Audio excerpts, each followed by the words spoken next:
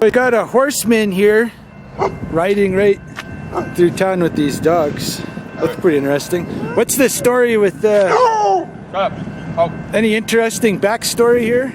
This is an adopted wild Mustang. I've had him for a year. He just became mine in October. From BLM land? Yep, BLM land down in Rock Springs. Adopted him off. Beautiful. From BLM. A wild Mustang. Wild Mustang, yep. We're out riding him bareback. He wants to eat, so thinks he got treats. That's terrific. Very interesting. And there's a lot of guys like you and Sheridan probably, right? With the whole cowboy. Well, I don't know. There's thing not a all lot of over guys like me anywhere. I'm one of the most unique characters you've ever run across. I better go. That's far out. A lot of interesting things going on here. People at a competition, so the best out of 100 get to compete. I took 28th. So this guy was wild. Yeah, he was a wild Mustang a year and a half ago. He seems... Now I'm riding him without a bridle. Very pleasant now. I'm just hungry. Dogs I don't have any alongside him. I don't have any horse Next to a train track, next to a truck place. Yeah. That's pretty good. He's standing pretty all right. I think I dig that majorly. I think that's impressive. Feat. If he was a wild, BLM horse. Yeah, he's 4 years old now. He was captured when he was 1 and put in a holding pen with 800 other horses. I picked him out of 800 horses. Now, silly question. What does Mustang mean? That's wild horse. Wild horse, yeah. Yep. I of course know what that means, but I want, That's what it means. And you got these dogs. They're all adopted too. They were throwaways. Who would throw this? Who would throw this guy away? They had to throw him away when he was a puppy. I just happened to grab him. Who would throw this one? They threw this dog away. So everything's been a throwaway. I take him, put him together, and make something out of him. Terrific. All right. Well. Nice meeting you. Yeah, you too. My name's Jim. Have a good rest of your day. Have fun. Yeah. Walking around Sheridan. I will, yeah. Looking at the tags under the bridge here. It's the usual stuff. I can't tell who's meaning what, if these are serious threats. FTRA stuff. FTRA, I haven't had a problem with them.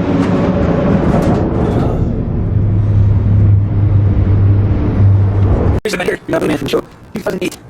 I was part of the trip in Eskimo, but made this far.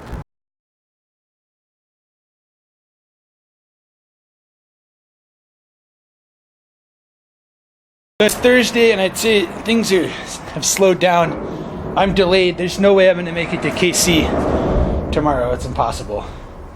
Even if I got like a priority train, which doesn't run on this. Everything's pretty slow. But this is look at this. It's t-shirt weather, finally. So that's all it took, just getting out of Montana. This has been a mistake in the past to drink this, but it's so far going okay according to plan. It's this nice tropical flavor that just warms me up, thinking about those tropical islands where the pineapples grow. When I'm up here surrounded by snow and misery. It's a really long walk to the liquor store from here. So I think I'm ready for a pretty long ride. I got this jug of wine here. I got another tall can. My goal is to stay on the next train to KC. The Pasco, Kansas City train is going to be coming in at some point. Oh, look at this. We got a stack train coming in. This is the Alliance. This is the Portland to Alliance, Texas double stack train coming through here. It takes an interesting route. I think it goes through the coal mine district because not a lot of cars. I don't see any rides either. Well, this train is not going to get me to KC, but I could get to Gillette on this train, which is the next stop over. I'm debating it. I'm trying to think of how close the liquor store is in Gillette versus here, because I'm gonna have to get off again in 100 miles, but I'd kind of like to just get moving. This is a tough call. There's rides right here. It'll be a fast ride to Gillette, but it won't get me to, it's just not gonna get me to KC any faster. Now I could take a different route to KC through, I don't know. I don't want to think about it because it's like I could get out of here now and not be in Sheridan, but it's not going to fix the issue, which is getting to KC. It's not going to get me to KC any faster. It's just that I'd be in Gillette instead of here. I think I'm going to pass it up. It would be an impulse decision to get on, and the reality is that Gillette, the spot, look at this spot. This is decent. You got gas stations right there. Gillette, the spot is a lot further out of town. So I'm just going to stay put here.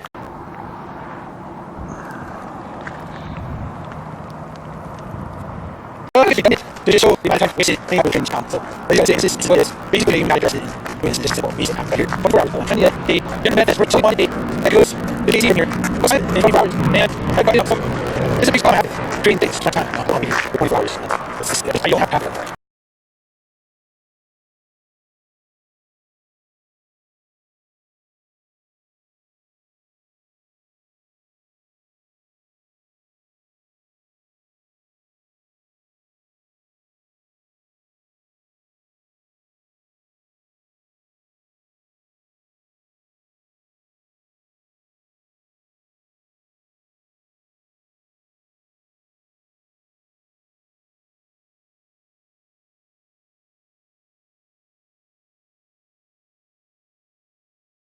All right, finally eastbound out of Sheridan. Way too long a wait in this town. I was here 28 hours and absolutely nothing came until this. I'm basically just gonna get in bed and hopefully wake up a lot further east of here. It's time to pick up the pace out.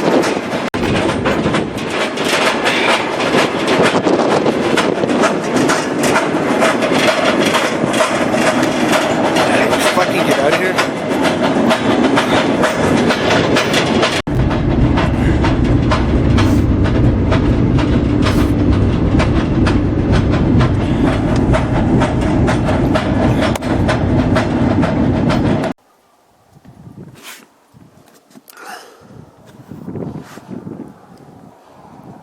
I'm just waking up here following morning in this gondola.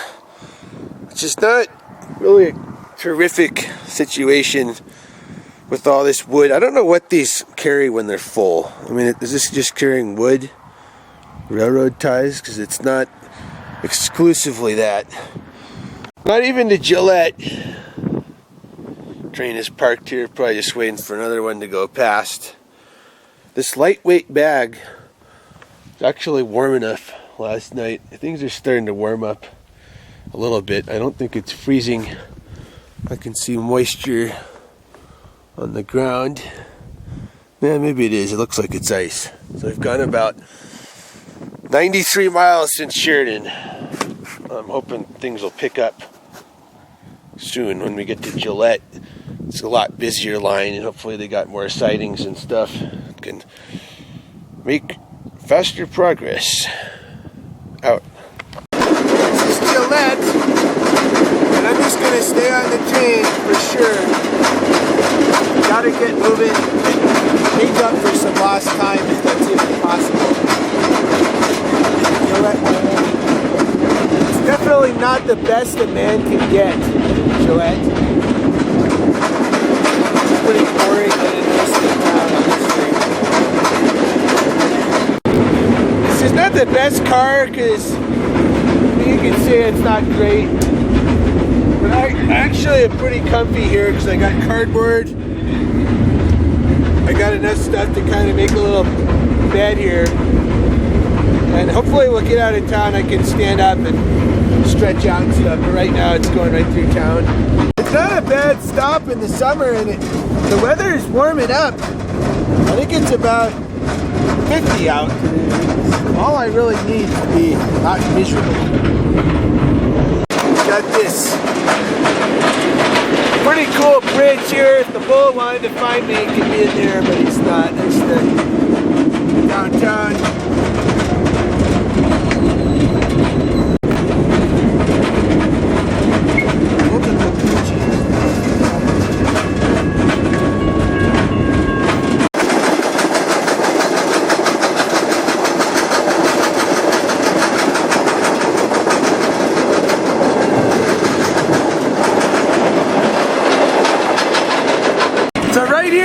Donkey Creek Junction, and up in there, that's the coal mine district. Those tracks forking off to the left. And that's a pretty interesting area with, I think, 13 coal mines. There's a huge coal train staging facility here in Donkey Creek Yard.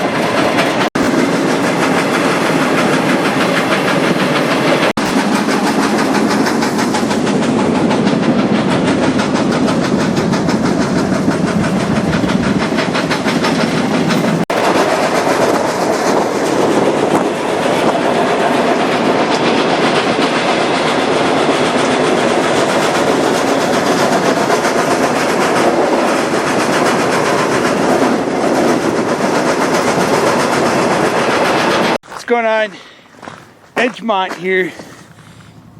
The crew change is way out here. You can't even tell you're here. I am going to try to get in the engine because it's really not fun to sit on a car at 6 p.m. and it's dark in the winter. There's no scenery. All you can do is basically sleep. So I'm walking back here and I'm gonna get on the engine. I just gotta say, you know, the bull, you know, the police, all that stuff, none of that is deterring me from being on the train, but I'm telling you, the trains are slower than they've ever been in my lifetime. I left Sheridan at 2 a.m., that's 220 miles from here. It's now 6 p.m. It's not worth the effort to do this. I'm absolutely not doing any of these lines again in my life. The last time I did this, it was way faster. So, as far as I can tell, BNSF, everywhere you go, except the Transcon, is getting slower and slower and worse, and it sucks.